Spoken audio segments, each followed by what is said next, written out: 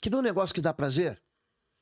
Uma vez você estava pregando para as mulheres, você falou de fofoca, lembra disso? Sim. Fofoca dá prazer. Fofoca, mentira, são coisas que as pessoas se Calúnia. perdem, fantasiam, aumentam, e a mulher tem que ter muito cuidado com isso, que a mulher ela tem esse esse dom, assim, de falar, de contar, de compartilhar, e aí quando se junta acaba aumentando muito, uma conta para a outra, aumenta, aí a outra já vai lá para outra, já não sabe mais o que aconteceu, e vai aquilo aumentando, tomando uma proporção muito grande, como o pastor Lobo falou aqui, isso dá muito prazer, tem pessoas, para mim, pessoas que eu diria com doenças, doentes realmente. Elas se saciam, elas ficam aquilo borbulha de prazer de ouvir fofoca e de falar fofoca. Mulher de Deus, não faça isso. Quando alguém lhe contar alguma coisa, corte imediatamente. Sendo bom ou sendo ruim, vier com essa história, me falaram, ouvi dizer, amém, que bênção. Acabou ali, não passa para frente nada daquilo que você não tem a certeza. É. Passe para frente o que for relativo a você mesma, se você assim quiser. O, Mas dos outros, não. Não preste favor nenhum ao diabo nesse o, sentido de destruir a vida dos outros. a Bíblia diz que a grande maneira de você acabar com a fofoca é você trazer a pessoa que é alvo da fofoca. Confrontar. Vem cá. Então Confronto. você vai dizer pro fulano, aqui, ó, fulano, ele tem uma coisa para falar para você. Mais um. Por quê? Isso é Mateus 18. Se teu irmão pecar contra ti, vai entre ele e sua mente e resolve essa questão. Você falou sobre a questão do perdão aqui.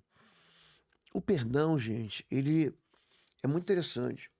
Porque o perdão é aquela ferramenta de cura para qualquer pecado. Você concorda comigo? O Sim. que é um pecado? É uma dívida. O pecado, você peca contra Deus. Contra Deus. A pessoa pensa, tem muita gente pensando que está pecando contra o diabo. Pecado é Você não deve infringir a nada lei pro de diabo, nem Deus. nunca deveu. Nunca deveu. Quando você Quando a gente infringe peca, a gente uma peca contra lei, Deus. né? Exatamente. Infringe a lei de Deus. É isso aí. E aí, ou a pessoa, ela vai se sentir condenada, puxa, eu fiz isso, ou a pessoa vai buscar alguém que fez mais do que ela para dizer, lá, eu não sou tão ruim quanto ela.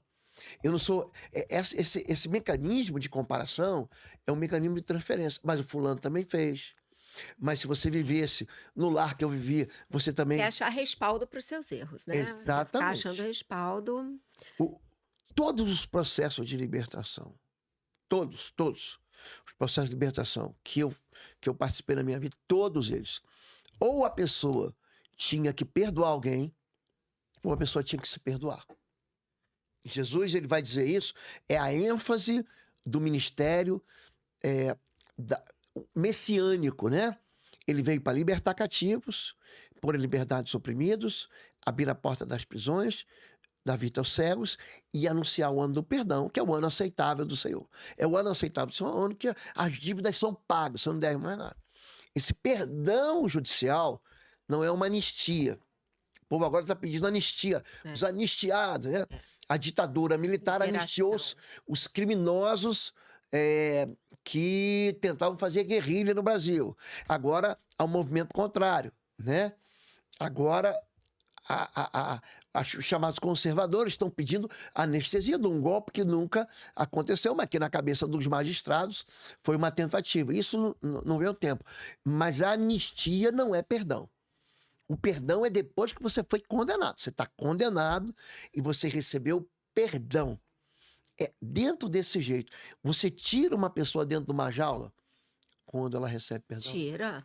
Você tira a pessoa de dentro de um cativeiro, aonde ela está ou colocaram ela. Porque aqui, assim como você falou, muitas vezes ou você vai ter que liberar perdão ou se perdoar.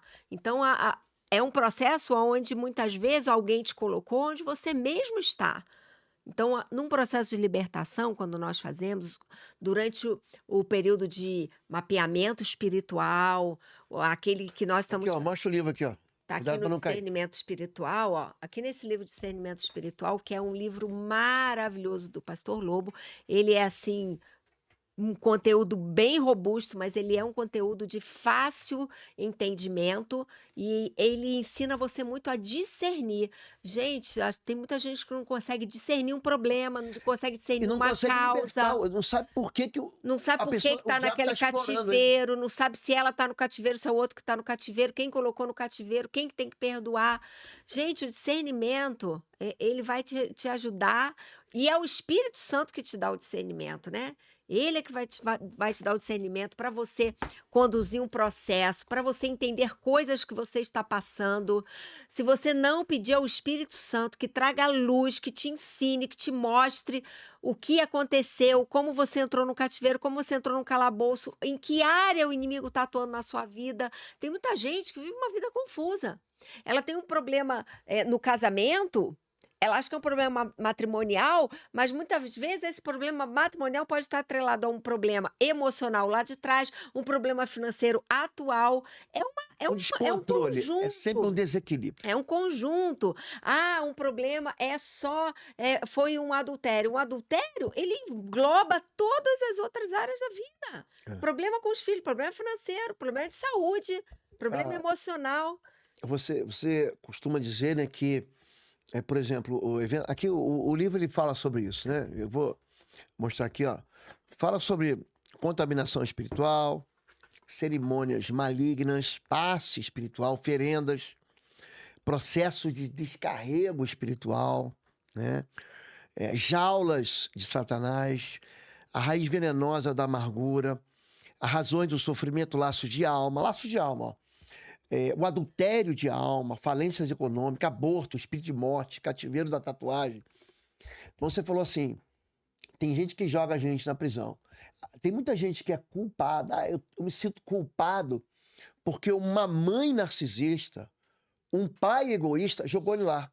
Culpando ele. É uma criança que cresceu num lar cujos pais... Quer ver um negócio horrível? É o pai perfeccionista.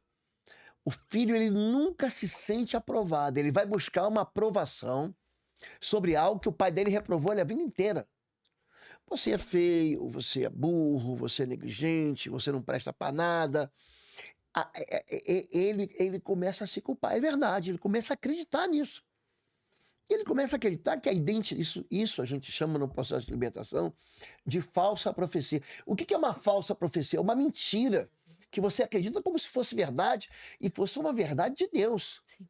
Então a pessoa começa a achar mesmo que ela nunca vai ser feliz no casamento, que ela nunca vai ser aprovada em nada na vida dela. Gente, E esse livro aqui, quando a pessoa ela tem que se perdoar, é uma decisão. É uma decisão, gente, muito importante. E essa decisão vai refletir na vida dessa pessoa. Uhum. Tem momentos que a pessoa chega num determinado ponto da vida dela, seja uma vida adulta, eu vou dizer que seja adulto, porque é um momento a pessoa tem mais maturidade para entender.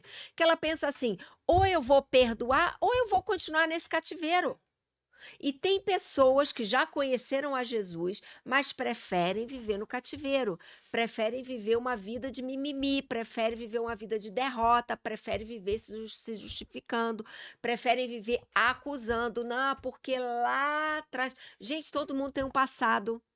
Todo mundo, não tem quem não tenha passado no decorrer da sua vida, independente da sua idade, em algum momento que houve algo que foi desfavorável, que seja uma palavra, que seja uma atitude, às vezes é quando contra a criança, quando você é adolescente, quando você está na escola, todos nós aqui, gente, já passamos alguma coisa assim, mas a gente vai tomando decisões de seguir adiante. E quando você chega na vida adulta, se você não toma uma decisão de romper, você vai viver olhando para trás, é uma viver decisão de olhando gente adulta. de gente adulta. Agora, Fabíola, conta pra gente aqui, dentro desse mesmo resumo aqui, qual o caso assim que você se lembra, mas de pessoas que acabaram possessas de espírito imundo, endemoniadas mesmo, em que havia uma escuridão. Você consegue lembrar aqui de algum caso que tenha marcado você assim, que você falou, o diabo, porque você falou aqui e a gente continua cavucando, né? O mapeamento espiritual é você investigar razões das prisões espirituais, perdão. Razões das prisões espirituais. Algum caso que havia uma escuridão que nem a pessoa sabia. O pai que tinha lançado, a mãe tinha lançado, Eu para acho ajudar as que pessoas. eu acho que alguns casos que nós já passamos, já tivemos ali a oportunidade de trabalhar, de ver, são questões na área de violência sexual, Abusos. abusos contra crianças. Isso é muito grave. E o espírito imundo entra na criança, eu explico isso nesse livro aqui, ó, É, e fica lá até a vida adulta. é. O pessoal pensando, o livro Alvo, né, que é prefaciado até pela ex-ministra Damares Alves, é senadora, a pessoa pensa, não, isso foi quando eu era criança. E o demônio fica lá. Isso. E não só o demônio fica lá, e ele promove algo também que é o esquecimento. Ah, é. Um apagamento, um lapso. Gente, você conhece pessoas assim que têm fases da vida que não lembra? Geralmente são momentos da vida que teve algum trauma, um trauma profundo naquele momento. No próprio processo de libertação, aquele período a pessoa ficou endemoniada 10 minutos, 20 minutos, 1 hora. Aquele tempo é um tempo perdido. Para ele, aquele tempo não existe. A grande maioria das pessoas não se lembra. Você lembra o que aconteceu aqui? Aí manifestou lá um demônio, um Exu, uma pombagira, um cigano, um caboclo, um Zé Pilintra. Ele manifesta e a pessoa depois não se lembra. É o que a gente chama, né, de tempo perdido, né? Sim.